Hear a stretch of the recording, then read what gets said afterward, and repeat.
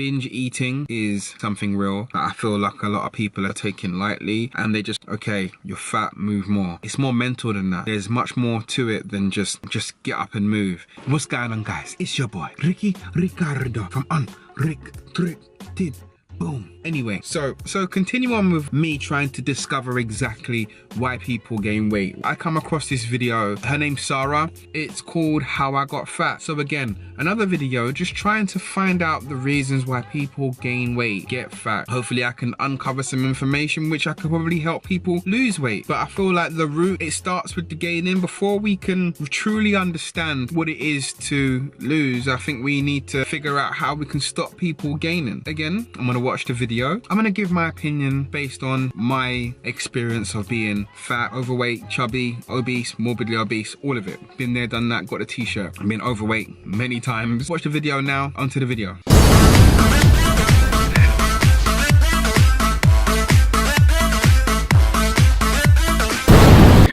How did I gain so much weight?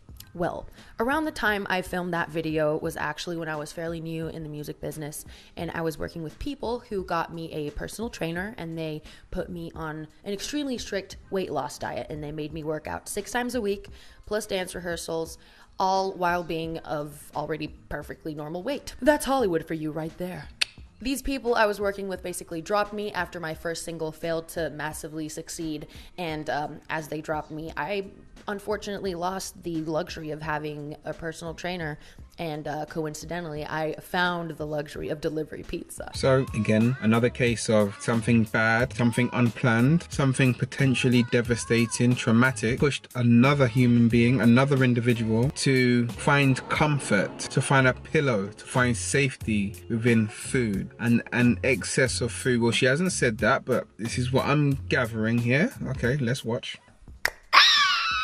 A lot of stuff actually went down that year. I was kind of having a bit of a financial struggle at the time, and I had bumps in my relationship. She was going through a little bit of upheaval, a bit of turmoil. Life wasn't looking up for her. So as far as she's concerned, she went to food. Happens to the best of us. Life gets in the way, guys. Unplanned things get in the way, guys. We turn and resort to something that makes us feel good, makes us feel happy, gives us that reward, and it's that good old food.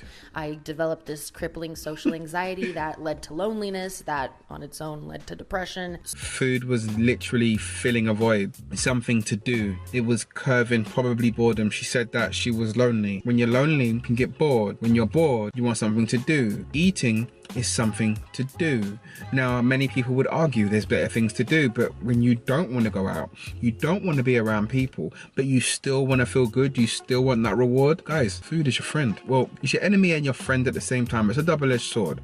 It's a sword that you hold that will hurt you at the exact same time, depending on how you hold that sword. So everything was just kind of falling apart around me, and I felt like the only consistent thing in my life was delivery pizza. Pizza never treats you badly. Unless you have too much of it, then you can like develop diabetes. Exactly. But I want a lot of things in life, but dying by pizza is maybe not one of them. I'd rather die in a fashionable freak accident when I'm like 160. And so one thing led to another, and I ended up gaining a lot of weight. I know that in my last video I said I gained 30 pounds. I gained 50. Sometimes when you do gain weight, guys, you literally just turn around and you're like, what in the easy? It's not like it's something that you notice every pound. Something will happen and you'll wake up like, I'm fat, or I'm fat again. It's subconscious and it creeps up on you, and you're probably thinking, if you haven't ever put on weight, how can it just creep up on you? You should be more mindful. Sometimes you're in a daze, you're not awake, you're not conscious, you're not present. And then when you do wake up, you're like, what have I done? What have I done? It's just like that, guys. Getting fat sucks because you grow out of all of your clothes, and you realize that, you know, the shops that you used to love shopping at, they don't carry your sizes anymore.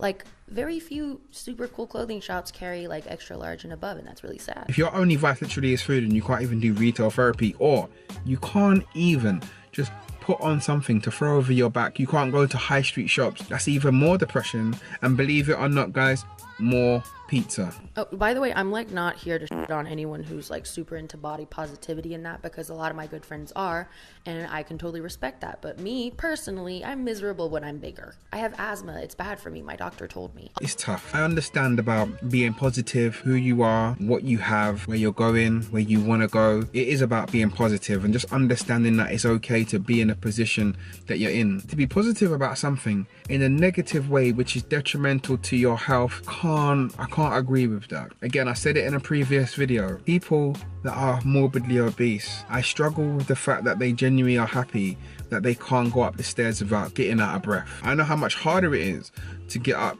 the stairs when you're bigger to when you're smaller. I know how much harder it is, so I'm not someone that's just clear here, just judging. I know. Body positivity, if done right, I can appreciate, but there are some body positive that is a negative. Also, I'm super tall, so when I get big, I just look like an ogre. In ogre land, that would be awesome, but like my human organs are not designed to be encumbered by excessive body fat. They don't function properly. I don't function properly. I can't do my job if I'm super big because I can't be jumping on stage. I'll get out of breath. It's not cute. I'll sweat all my makeup off. Also, when you're fat, you can't go skinny dipping.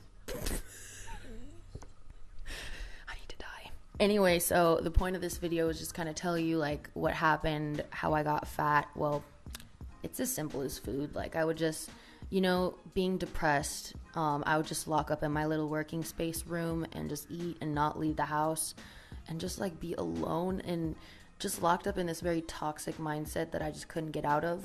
I'm still powering through it. I'm a lot better now, but like obviously I haven't gotten rid of the binge eating habits.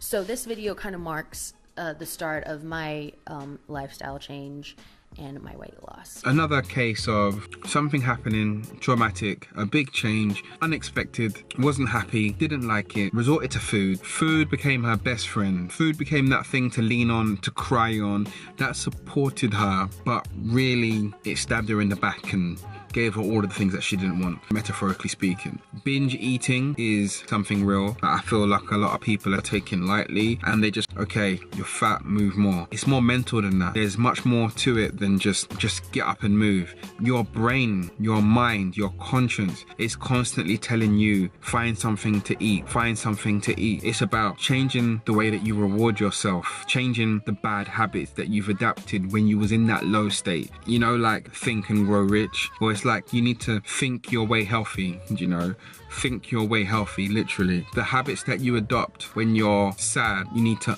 unadopt those habits and take a different strategy to make yourself happy. That's all it is. When food is used wrong, it's used like a drug. It's used like a drug, guys. And again, the issue with food is you need to eat. Drug addicts don't need drugs to live. Alcoholics don't need alcohol to live. You know, they get a dependency and they will get sick when they wean off, but they don't need it. That's not like, it's not up there with water and food.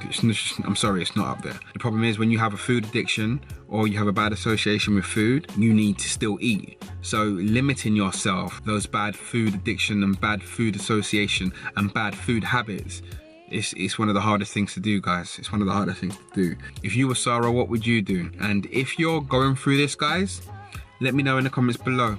If you've gone through this, guys, let me know in the comments below how you got through it. I don't have the answers, but through me going through these videos, hopefully I'll find the answers that could potentially help people not gain weight in the first place.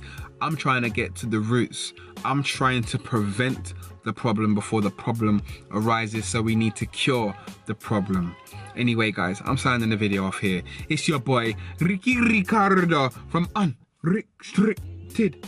Boom.